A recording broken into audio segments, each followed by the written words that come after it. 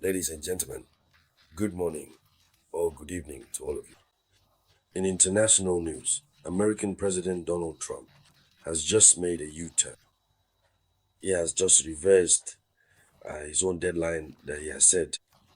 He had given a 2-week deadline. He had said that he would make a decision in 2 weeks regarding whether or not the United States of America would participate in the conflict. So, America's participation in the strikes against Iran, but he has just made a U-turn. He has just nuanced his own statements. He has just clarified things a bit more clarification that allows him to make this reversal, to shorten a bit the deadline he had previously set. At the same time, we have the Europeans, the so-called E3, who suffered a very bitter failure against Iran yesterday in Geneva. Because yesterday in Geneva, negotiations with Iran were scheduled. The meeting did indeed take place, but Iran remained extremely firm. And in response to this failure, President Donald Trump takes pleasure in strongly criticizing the Europeans, even mocking them, if we can put it that way. And so, in this video conference, that's of course what we're going to talk about. But before we continue, I ask you to share the video conference and take the action that motivates. Give lots of likes, lots of thumbs up. There you go. I'm telling you, this situation is starting to take a different turn. The American president, Donald Trump, is someone who changes all the time, at any moment. In the end, you have to wonder, should we trust everything that comes out of this man's mouth? Because he can say something today. In the morning, he might say one thing. In the evening, when things go differently, he says something else. So the esteemed American president, aboard the iconic Air Force One, actually, he was speaking directly in front of the magnificent Air Force One immediately upon his significant arrival in Morristown, New Jersey. The former president, Donald Trump, then spoke to the assembled crowd. He clearly stated that the 2-week deadline he had given, when he said he truly needed to think for 2 full weeks, that this deadline was the absolute maximum. He said that was the maximum.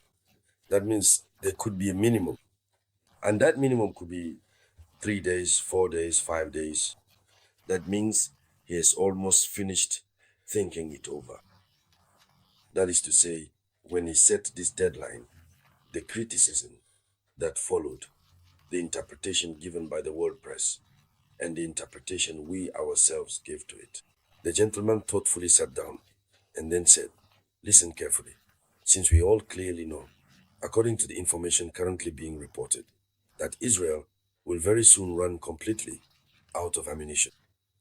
Or at least, if the ammunition Israel has can allow it to hold out for 10 to 12 days, according to information reported by the Wall Street Journal, a Western media outlet. So taking 2 weeks would be the same as abandoning Israel to Iran. And Iran, which is now the sole master of the Middle East, will do whatever it wants to Israel.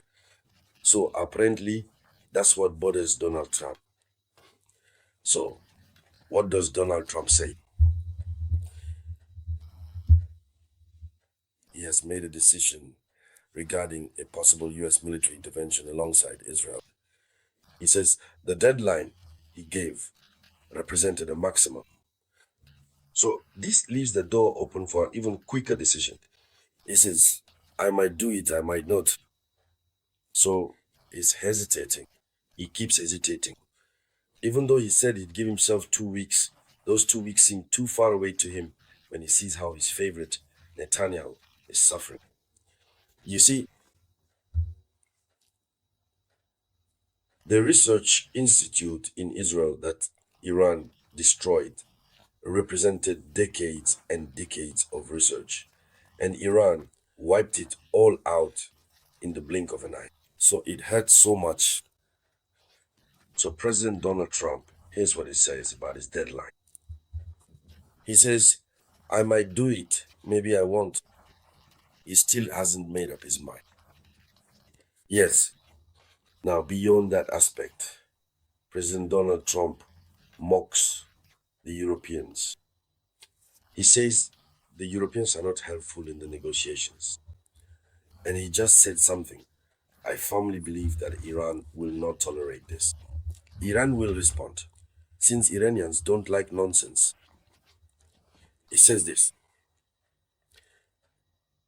He says, so he has dismissed any usefulness of European mediation in the crisis. He says Iran doesn't want to talk to Europe. They want to talk to us. Europe won't be able to help with this. So Europe will not be useful in resolving the conflict between Iran and Israel. In other words, this guy has done nothing but trample on the Europeans since he came to power. He says Europe won't be able to help with this. They can't do anything. They're not useful.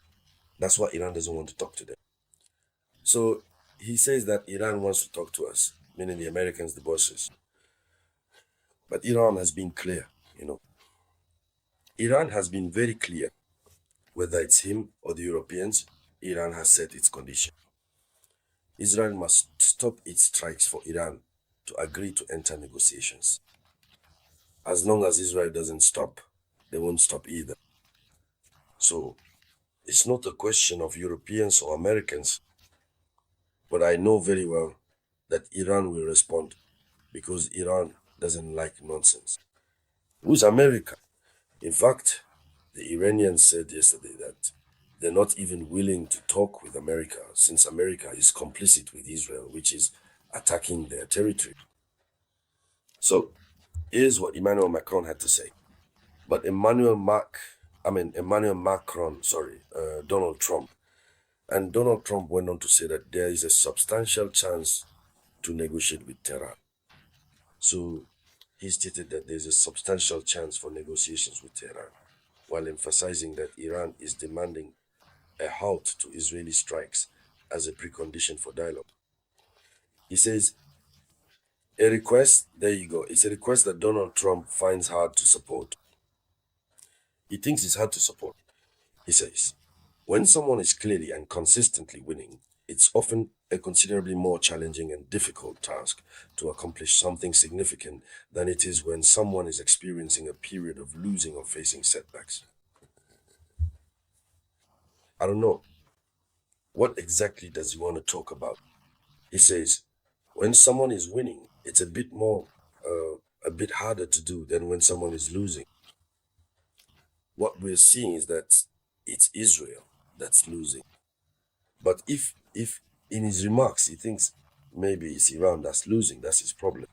But what remains clear is that he thinks the situation is difficult. However, it's actually a very easy situation. It's Israel that started it. Israel just has to stop, that's all. But since they've hit Israel so hard, Israel is losing. He's right. It's a bit harder when someone is losing. Israel is going to want to take revenge at any cost. Once Israel has struck Iran a bit more, then they'll be on equal footing and they'll go to negotiations. The hospital was destroyed, the research institute was destroyed, the command centers in Israel were destroyed. So Israel has lost a lot in this affair.